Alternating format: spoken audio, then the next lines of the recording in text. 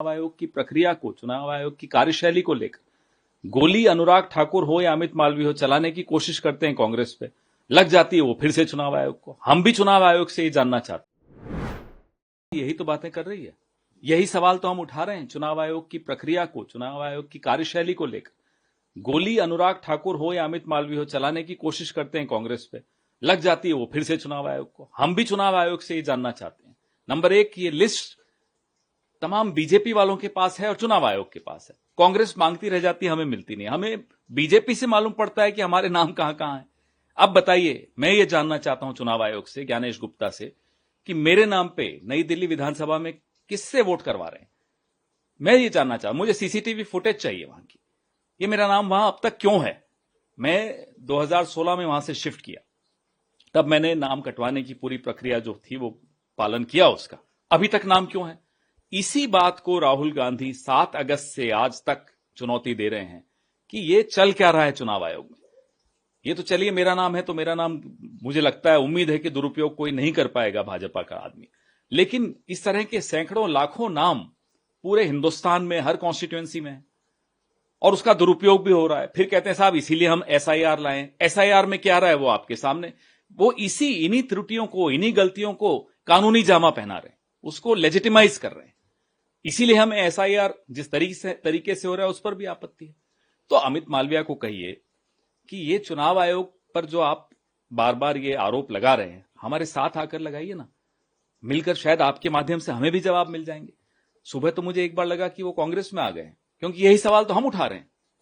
तो आप अमित मालवीय की इस बात को सिरे से खारिज करते हैं कि ये आपकी जानकारी? मैं कोई खारिज नहीं कर रहा, मैं कह रहा हूं हम भी यही कह रहे हैं, जो वो कह रहे हैं हम भी वही, हमने पहले कहना शुरू किया, अब मजबूरी में वो भी कह रहे हैं कि साहब चुनाव आयोग में गड़बड़ चल रही है।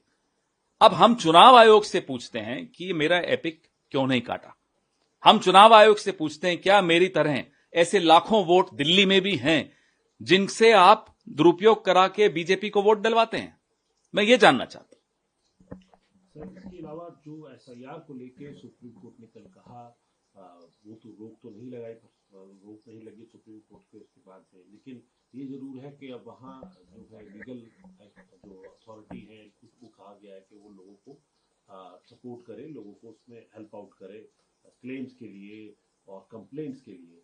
इसको कैसे देखते हैं? और कल जब आप लोगों की यात्रा कंक्लूड हुई है उसके बाद से बीजेपी से एक बयान आया, रविशंकर प्रसाद कह रहे हैं कि एटम बम, हाइड्रोजन बम राजनीति में और चुनाव में बम कहां से आते हैं।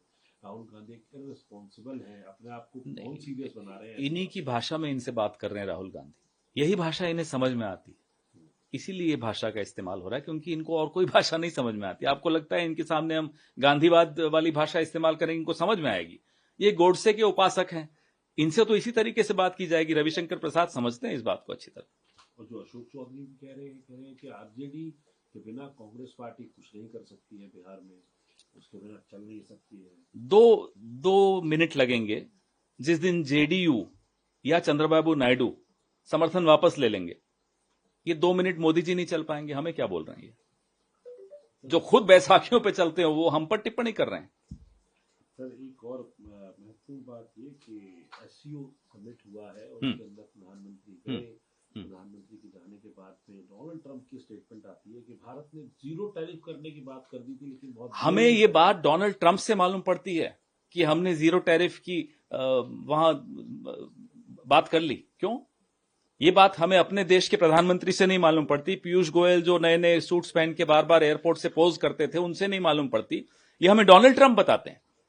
हमें डोनाल्ड ट्रंप बताते हैं सीज फायर कर दिया हमने, हमें डोनाल्ड ट्रंप बताते हैं कि हमने ऑफर कर दिया है जीरो टैरिफ का। ये देश चला कौन रहा है? डोनाल्ड ट्रंप चला रहा है या नरेंद्र मोदी चला रहा है?